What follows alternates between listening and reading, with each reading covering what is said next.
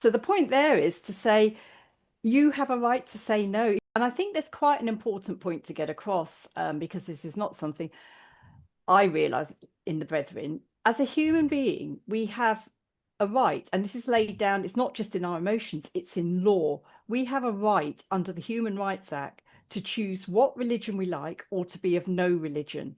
And we also have a right, if somebody is pressuring us, to refuse to speak to them.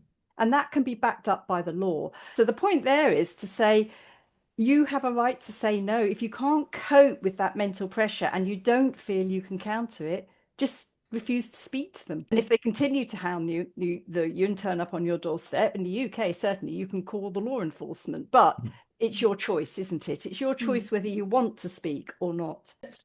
It's around also understanding in advance that nobody in there will accept your motivations as being valid. And so you're not, the whole purpose of finding your motivations and being able to name them is not for them.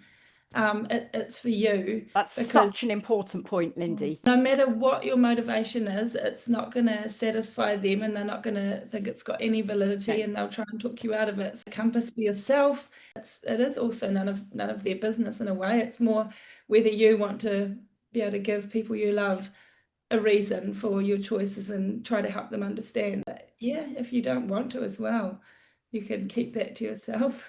And I think it's important that it's very difficult when you're in that situation, but it's important to realize that it totally is okay to follow your own will. And it doesn't affect you, it doesn't have to affect your faith, your beliefs, whatever it is. There's nothing wrong with giving yourself, apart from anything else, it's self-care. And it's also to be told that is completely invalidating your feelings, which is not a way to behave to a fellow human being, is it? Because it's saying, well, your desires are totally invalidated because they don't match the Brethren's ethos. And if you recognize within yourself you're the type of person that you cannot counter that strength of coercion, you don't have to. What is that? You say